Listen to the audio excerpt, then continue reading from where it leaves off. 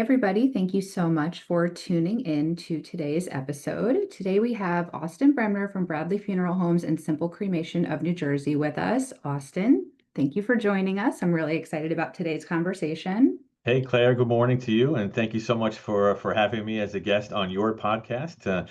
We not to give too much of an early teaser, but we look forward to having you on our podcast next month, Compassionate Care Conversation. So this is kind of fun.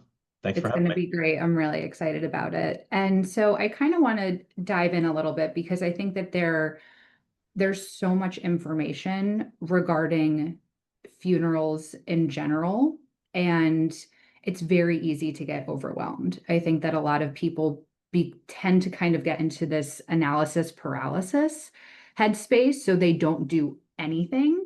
Yes. And in my personal opinion, especially having worked with you in the past, that's probably the biggest mistake that someone could make. So I would love for you to kind of dial in a little bit on some of the misconceptions regarding pre-planning and just why it is so important. Because the two of us know why it's so important, but I wanted to kind Yes. of just unearth a little bit of those misconceptions there. Yes, absolutely. There's plenty of misconceptions out there, but see if I can distill it down into some good learning points for folks listening and watching today's podcast.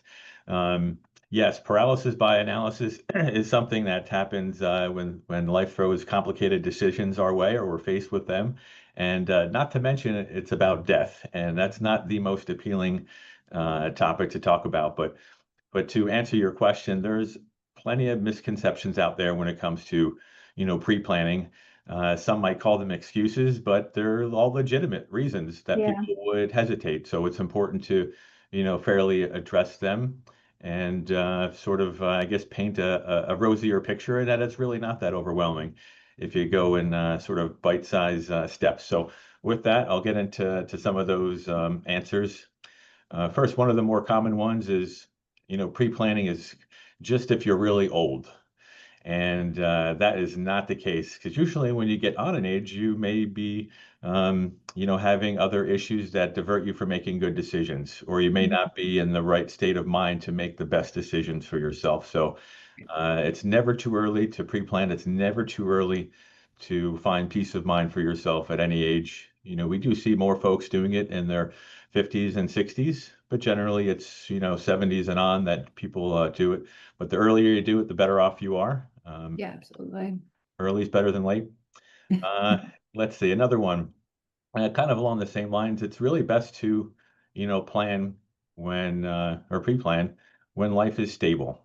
And so no matter what age you are, when your life is stable, you're much more focused on taking care of this really big to-do on sort of everyone's to-do list. So, with that, there are some financial benefits to pre-planning. You can avoid emotional overspending, and also you can avoid missing out on including some important facets to your own funeral that you may leave out otherwise. Yeah, absolutely. And I was going to actually just, say one piece of that. I think that there's so much uncertainty with the economy right now, and obviously we know that inflation has been, ever present. Can you talk a little bit for a second about how pre-planning can actually kind of protect individuals from inflation moving forward? Yes, yeah. So that's an excellent question. Financial aspect of pre-planning is one of the biggest parts of it, aside from having the goodbye that you all want, or we all want. Exactly. Um, So first, I would say, while prepaying is encouraged, it's not required, and there's never a charge for a funeral home's time to sit with the family and kind of work things out. But to speak to, more some of the financial, benefits of pre-planning, we offer and some funeral homes offer a funeral insurance product, which is kind of like an inflation beater. We happen to use Homesteaders Life, but there are others out there, and really it'll mitigate inflation, which is a big incentive considering today's economic climate Of to course. help families save a little money, especially when they may not they might not pass for 5, 10 plus years. A chance Absolutely. to lock in a lot of prices. On the other side, there are other, funding vehicles like the New Jersey Prepaid Funeral Trust Fund, which offers a minimal amount of interest, and it's a very safe and it's used all the time, and certainly encourage families to do that if they're comfortable with it, but it's not going to be an inflation. And so you'll likely have to pay a little bit on the, when it's time, when it's their time. So, Yeah, definitely. And I think also too, just one point I would like to make on that. I think every single individual is completely aware of the fact as well that um, care is also getting more expensive as we are aging. So people really need to take that into account. So if you want to have certain assets kind of set aside, especially being protected from inflation, then that's kind of the only way to go about doing that. yes, And I really do think it's something that people need to kind of really think about because the price of private care, which is going to be the best quality care, is only getting more expensive. And yes, that is yes. not changing in this country, just with the amount of individuals that we have needing that. So, one thing I do want to kind of dovetail into, so let's say, given all these different factors, if a crisis happened and someone did not choose to go the pre-plan route, what would be some of the most important documents or things that family members would need to have prepared to then come to you to say, okay, we're ready to go. I need your help. What would that look like? Absolutely, absolutely. There's one important thing I do want to mention before I answer your great question. You teed Mhm. it up perfectly to talk briefly about Medicaid spend down scenario, which is asset Oh, yes, protection, which speaks directly to, paying for your care while you're alive, which is the most important absolutely. thing. So we get that all the time. Families come in at the 11th hour. I need to get that, Medicaid spend down done. They need to select a certain amount of funeral services just to put that money in a safe bucket so that they can move into an assisted living facility and sort of Yes. protect those assets. So that is a huge, and that is happens all the time. Mhm. Earlier is always better, but thankfully there are great elder law attorneys out there who help families work through that process. Absolutely. But now getting to your real question, to the other question. No, that was a great point. Yeah, yeah, no, you set it up nicely. Thank you. Um, and some important there's tons of important information families can have set aside, and it's simply saying, where do you put it in a folder, envelope, checklist, a safety deposit box, put it anywhere you're comfortable with it. Start writing it out, typing it out, whatever you want to do, put it on a hard drive, but be sure to tell somebody. It's no good if you don't tell anybody where it Exactly. is. Otherwise it may be all for naught, as they say. Right. But more specifically, some of the information are just vital statistic information, social security number, date of birth, Yeah.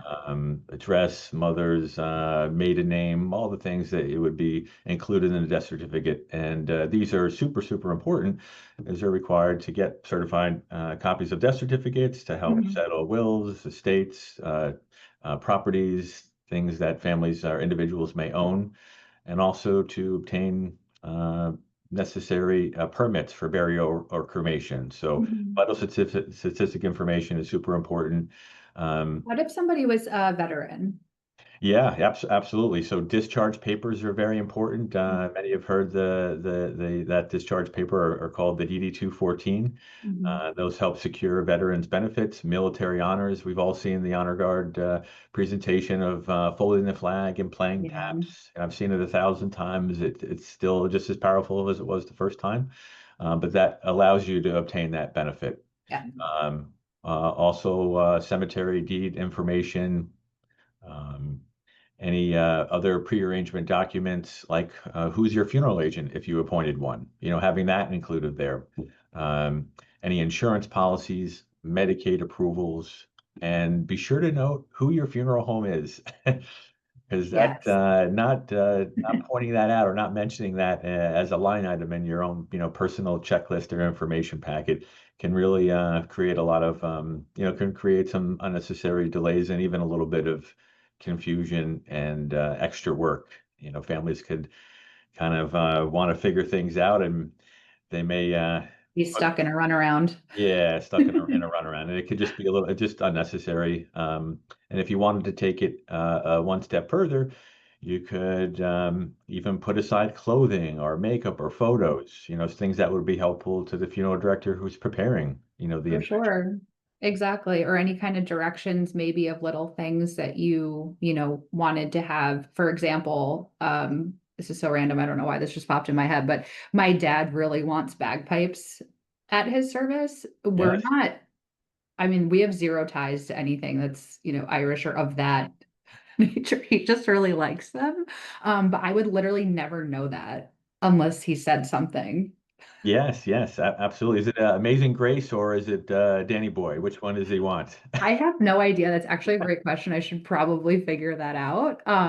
But yeah, that's a good point, right? There's little things that people want, and you're not going to know about it unless you talk about it ahead of time, which again is really why the pre-planning is so important because it really allows the family members to honor that person and give Yes. them exactly what they want because you don't know if you don't know. Absolutely. It's along the same lines of, bagpipes or music. It's worth writing down and the individuals, whether it's their pre-arrangement file or their own, home folder, you know, Yeah. any clubs or organizations they belong to coordinate rituals and honors. If you wanted somebody to speak at your funeral, it's worth Yeah. noting. And there's so much that families can do ahead of time, but we try to distill all that down. So we provide some easy to complete planning tools and forms and checklists, and which includes all of what we spoke about here and a few more. Absolutely. So let's say somebody comes to you and they're kind of just looking for the base level of information that they can, get for a service. What would that look like? Are there kind of any essential things that would be part of that they can ask for? Absolutely. First and foremost, families should always ask for a general price list, Yeah. and it's kind of it's quite a lot of information. There's so many different line items for funeral home and for funeral home charges, but um, the law requires funeral homes to provide that families upon request or even upon their first inquiry, Yeah. which breaks down all the costs and charges, transparency, and consumer protection, and families understanding what they're paying for, what they're getting, is all a very, very important part of what base level families should ask for. Absolutely. And then as far as just one last question I did have, as far as for the simple cremation of New Jersey, could you just give a little bit of background into that? Because I think that a lot of individuals maybe want to go the option of being cremated, and I think it's a really great service. So kind of just having a little bit more information on how that works and how easy to access it is, especially if you have family members that might not live here, but let's say their family members still live in New Jersey, yet they have moved across the country to California, for example. Absolutely, absolutely. Thank you for asking that. Simple cremation is something the owner, Scott, third generation funeral director, started in about 2011. And it was initially created with hospice families in mind, Mm, families who had been through a long emotionally and financially draining experience. yeah. And by the time their loved one had passed, they simply stated or simply wanted just a simple cremation. Mm, So we developed a service that families could arrange remotely for significantly less money and still provide the versatility to have any additional service or need that they may have. So, for mm, example, family chooses our simple cremation. They fill out all the vital statistic information online and they speak with us over the phone and communicate that way. And then let's just say they didn't want anything. yeah. They can just have the simple cremation. We get their ashes to them within a week. Conversely, if they wanted maybe a little bit more, maybe they were having a memorial service at the funeral home and they needed help with that. So they would just pay for those specific individual services and needs. Or they Yeah. can have a big funeral and they could add whatever they wanted to. But really, it's sort of it gives families a great amount of cost control, Mhm. flexibility just because of the means of disposition and that cremation is and there's a ton of savings that Yeah. families can really take advantage of, but still have a big funeral or Yeah. really what they want. Yeah, I think it's an amazing option, for families to utilize. Now, Austin, where can people find information on Bradley Funeral Homes and Simple Cremation of New Jersey for them to kind of go and look around and just kind of, get some more information on, potential things that they might want for themselves or they're looking around for a loved one?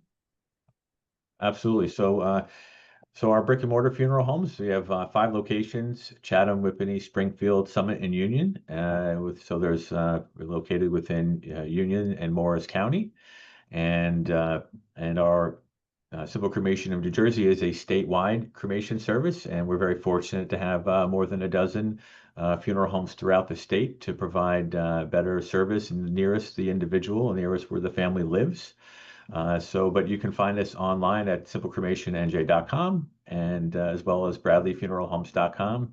You can find us on all the social media platforms, Facebook, LinkedIn, as well as our YouTube channel. I know I mentioned at the beginning our podcast, Compassionate Care Conversations, which lives on the Bradley Funeral Homes YouTube channel, where we interview fine individuals like yourself who help families navigate all the challenges and issues and services and things they need as they age, and sort of connecting the dots with end of life. Uh, Yeah.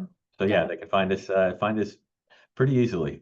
I think that's great. Well, thank you again so much. That was a lot of really good information. And I think that you broke it down for people in very small, digestible pieces, which is important because it can be overwhelming. But, at the end of the day, I always say this to all my clients, this is something that we can't avoid. So you might as well learn a little bit about it along the way.